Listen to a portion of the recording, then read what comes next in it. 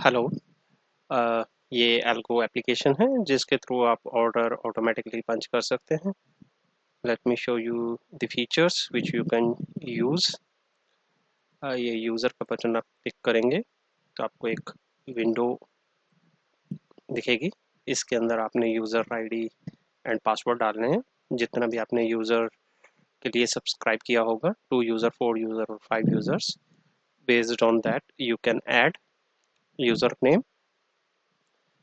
API की API secret आपको broker provide कराता है। लॉगिन आईडी आपने डालना है एज अ एपीआई की, और लॉगिन पासवर्ड इसकी ज़रूरत तो नहीं है अगर आपने मैनुअली आपने कनेक्ट करना है। इसकी ज़रूरत तब पड़ेगी अगर आपने ऑटोमेटिक कनेक्ट करना चाहते हैं, जो कि एलाइस ब्लू के साथ चलता है अभी फ़िलहाल। और मैंने अभी 2 अकाउंट इसमें ऐड कर रखे हैं, एक ज़ीरोधा का अकाउंट और एक एलाइस ब्लू का अकाउंट, और दोनों इस टाइम पे कनेक्टेड हैं, इनेबल्ड कर रखे हैं मैंने। अगर मेरे को सिर्फ एक ही अकाउंट से ऑर्डर पंच करने हैं तो मैं इसको एक अकाउंट को बंद कर सकता हूँ, और सिर्फ ऑर्डर जो जाएंगे वो एक ही अकाउंट से जाएंगे। लेकिन मैं अभी टेस्टिंग कर रहा हूँ आपके लिए, तो आप देख सकते हैं मैंने दोनों अकाउंट इनेबल कर दिए, और एक ज़ीरोधा और एक एलाइस ब्लू मैंने सेलेक्ट कर रखा है। इसमें आप ड्रॉप डाउन में आप सेलेक्ट कर सकते हैं कौन से अकाउंट का एपीआई की आपने ऐड किया है। क्लोज करने पे ही ऑटोमेटिकली सेव हो जाएगा। डिस्कनेक्ट का बटन है, अगर इन बिटवीन अगर आपने कोई अकाउंट डिस्कनेक्ट करना है तो आप ये डिस्कनेक्ट बटन प्रेस करके इसको डिस्कनेक्ट कर सकते हैं। मैं इसको, सेव हो गया है ये क्लोज करते हुए। इसके बाद ये एल्गो स्टार्ट करने के लिए बटन प्रेस करना है। आपका एल्गो स्टार्ट हो चुका है। इसमें टाइम आप कॉन्फ़िगर कर सकते हैं कि आपने सिग्नल कितने से कितने बजे तक रिसीव करने हैं, और उसके बाद उसको सिग्नल को रिजेक्ट कर दें। तो अभी जैसे इसमें टाइम है 9:15 और 13:30, तो जो सिग्नल रिसीव होंगे वो इस ड्यूरेशन के बीच में रिसीव होंगे एनएससी एक्सचेंज के लिए। अगर आपने दूसरी एक्सचेंज का टाइम डालना है तो आप डाल सकते हैं। तो अभी इस टाइम पे ये एनएससी के लिए 13:30 है, तो आप इसको यूटिलाइज कर सकते हैं। फिलहाल मैं इसको हटा देता हूँ, इसकी ज़रूरत नहीं है। रिस्क आप कॉन्फ़िगर कर सकते हैं कि आपको किस अकाउंट का क्या रिस्क रखना है। अगर आपके 10 क्लाइंट्स हैं या 5 क्लाइंट्स हैं तो आप हर क्लाइंट का एक अपना रिस्क रख सकते हैं। अमाउंट एलोकेट कर सकते हैं कि अगर आपने ऑटो क्वांटिटी कैलकुलेट करनी है, ये कैश मार्केट के लिए यूटिलाइज होता है function. Max entry per day, अगर आपने एंट्री की लिमिट करनी है कि मेरी एंट्री की लिमिट जो है वो पूरे डे की 10 है, तो जितने भी आपने सिंबल आपने रखे हुए हैं तो टोटल एंट्री जो लेगा वो 10 लेगा। इसके बाद उसको एक्सक्लूड कर देगा, डिस्कार्ड कर देगा सिग्नल को। अगर आप उसने फर्दर बाय के लिए करना चाहते हैं कि मैंने 3 बाय रखनी है, इसके अलावा और कोई बाय एंटरटेन ना करे, तो वो 3 सिलेक्ट कर देगा। Let me put 2 here, sorry 2 here, 1 here, और इसमें मैंने 5-5 डाल दिए। पूरे डे के सिग्नल मेरे 5-5 हैं। बाय साइड के 1 ज़ीरोधा अकाउंट में, और एलाइस ब्लू अकाउंट में 2, और शॉर्ट के केस में मैं रख रहा हूँ 1, 2। आप, ये आपका प्रॉफिट के लिए है कि प्रॉफिट आपने कितना रखना है, उसके बाद एग्जिट कर जाएगा। ये बीओ के केस में ऑटो एग्जिट नहीं करेगा पोर्टफोलियो, बट अगर आप, आपका रेगुलर सिग्नल जा रहा है, रेगुलर ऑर्डर जा रहा है, तो उसको एग्जिट कर देगा प्रॉफिट जैसे ही रीच करता है पूरे पोर्टफोलियो का। एग्जाम्पल 500 मैंने यहाँ पर पोर्टफोलियो में रख दिया है, तो जैसे ही मेरा 500 प्रॉफिट पहुंचेगा तो ये मेरा पूरा पोर्टफोलियो जो है वो एग्जिट कर जाएगा। जितनी भी ओपन ट्रेड्स होंगी वो एग्जिट कर जाएंगी। Same in the case of loss, अगर मैंने -500 कॉन्फ़िगर कर दिया तो जैसे ही मेरा टोटल पूरे पोर्टफोलियो का -500 पे पहुंचेगा तो जितनी भी ट्रेड्स चल रही होंगी उसको एग्जिट कर देगा।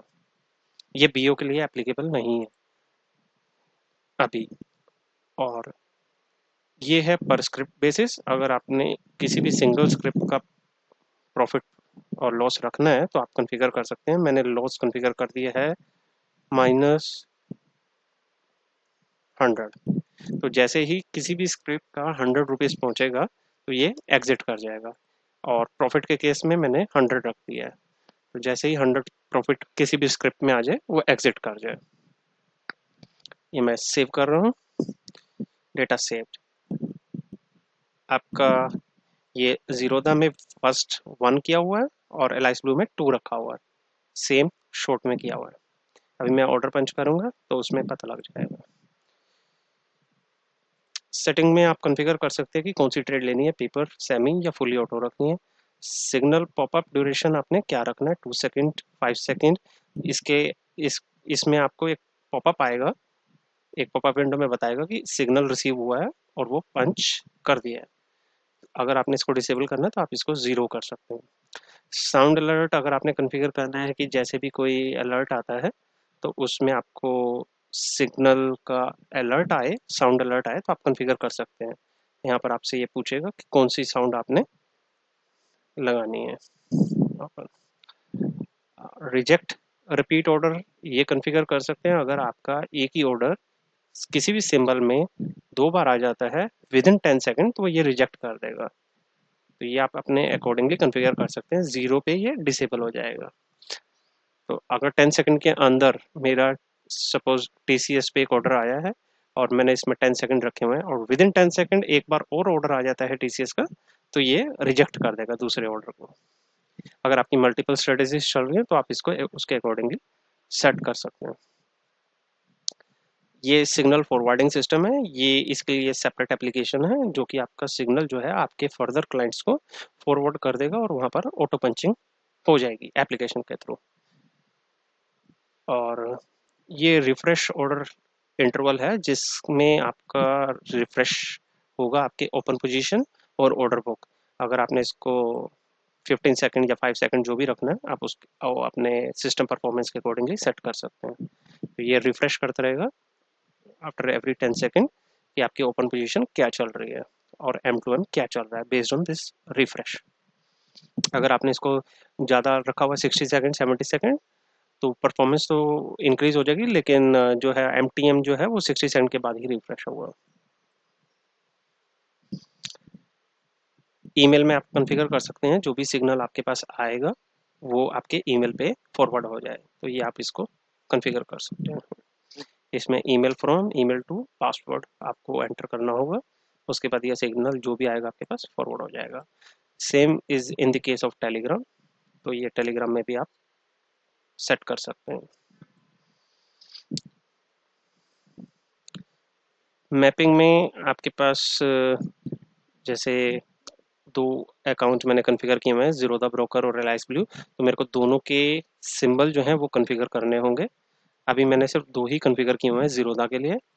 एलाइस के लिए मैंने ये 2 सिंबल कॉन्फ़िगर किए हुए हैं। अगर मेरे को ऐड करने हैं, एलाइस ब्लू में इंस्ट्रूमेंट टोकन चलता है, तो मेरे को इंस्ट्रूमेंट टोकन लेना होता है हर सिंबल का। जैसे कि एनएससी का मेरे को सिंबल लेना है आयशर, तो मैंने आयशर मोटर का सिंबल जो है वो ऐड कर लिया है। और मेरे को कोई और भी अगर करना है बजाज, तो ये मैंने बजाज का ऐड कर लिया। मेक श्योर जिसकी भी आप फीडिंग ले रहे हैं फीडिंग सिंबल एग्जैक्ट सेम होना चाहिए, नहीं तो आप यहाँ पर चेंज कर सकते हैं जो भी आपका फीडिंग सिंबल है। अगर आपका प्रोवाइडर जो है, फीडर प्रोवाइडर जो है, वो आपको इसका नाम जो FUT के नाम से दे रहा है कैपिटल में, तो आप इसको FUT सेट कर सकते हैं। टू सिंबल आपका यही रहेगा क्योंकि ये आपका ब्रोकर सिंबल है। इसको आप सेव कर लीजिएगा, डेटा सेव्ड। अगर आप ज़ीरोधा यूज़ कर रहे हैं तो ज़ीरोधा के केस में सिंबल आप ज़ीरोधा की वेबसाइट पे देख सकते हैं। जो भी आप ट्रेडिंग करते हैं जितने भी सिंबल हैं उनका नॉर्मल सेम ही होता है।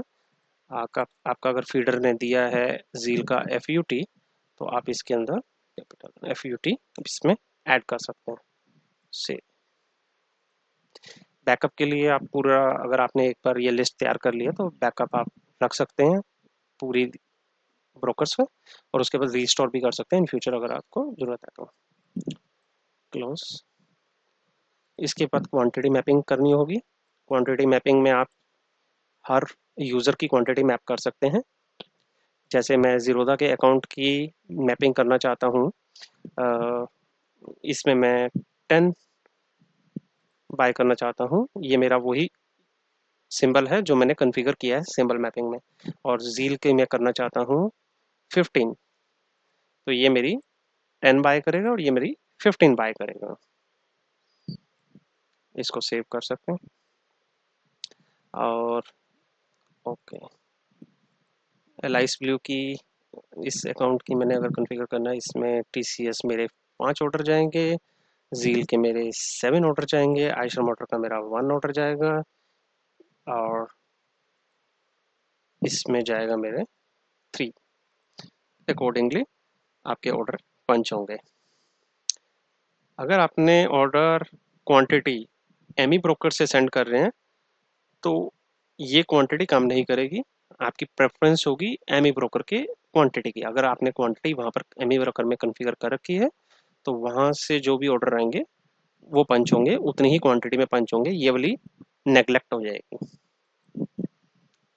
ये क्वांटिटी तभी काम करेगी जब आपने एमी ब्रोकर में कोई चीज़ सेट नहीं करी हुई है, क्वांटिटी सेट नहीं करी हुई है। वहाँ से ज़ीरो क्वांटिटी आएगी तो ये एप्लीकेशन अपने आप ही क्वांटिटी ऐड कर देगा। Save, okay, close. कोड में आपने ये कोड है, ये कोड आप यूज़ कर सकते हैं, या अगर आपका 6.2 प्लस वर्जन है तो ये वाला कोड कॉपी कर लीजिएगा अपने सिस्टम पे। जो भी आपका EFL है उस EFL के अंदर लास्ट में आप ये ऐड कर लीजिएगा ताकि आपके ऑर्डर पंच हो सकें ऑटोमेटिकली। अगर 6.2 से पुराना वर्जन है तो आप ये नीचे वाला कोड ऐड कर लीजिएगा। कोई भी EFL आपके पास है उसके अंदर ऐड कर लीजिएगा। मेक श्योर कि आप स्ट्रेटेजी का नाम चेंज कर लें। अगर आप मल्टीपल स्कैनर रन कर रहे हैं, दिस इज मैंडेटरी। अगर आपकी 10 स्कैनर्स चल रहे हैं, उन 10 स्कैनर्स के अंदर ये वैल्यू जो है यूनिक होनी चाहिए। सभी स्कैनर्स के अंदर, सभी AFLs के अंदर ये यूनिक होनी चाहिए, जिससे कि आपका एल्गो डिफ्रेंशिएट कर सके। अदरवाइज आपके मल्टीपल ऑर्डर पंच हो जाएंगे। तो बेटर है इसको सेपरेट रखें, यूनिक रखें।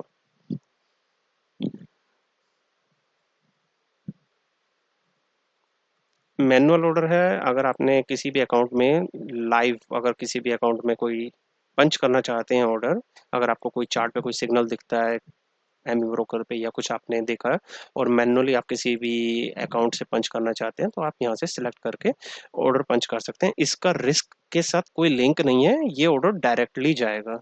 इसका इसका रिस्क से कोई लेना देना नहीं है। आपने अगर वहाँ पर 0 किया हुआ है या 1 किया हुआ है और यहाँ से अगर 10 आप ऑर्डर पंच कर रहे हैं तो 10 के 10 ऑर्डर यहाँ से चले जाएंगे और आप इसमें वैल्यूज अपने अकॉर्डिंगली सेट कर सकते हैं।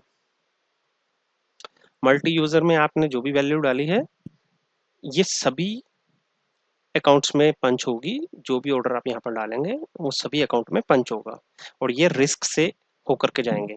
रिस्क के अंदर जो भी वैल्यू डाली हुई है ये पहले वैलिडेट करेंगे रिस्क के थ्रू, तो ये ऑर्डर तभी जाएगा। अगर रिस्क आपका 1 है और ये थर्ड ऑर्डर जा रहा है तो ये इग्नोर हो जाएगा, डिस्कार्ड कर देंगे।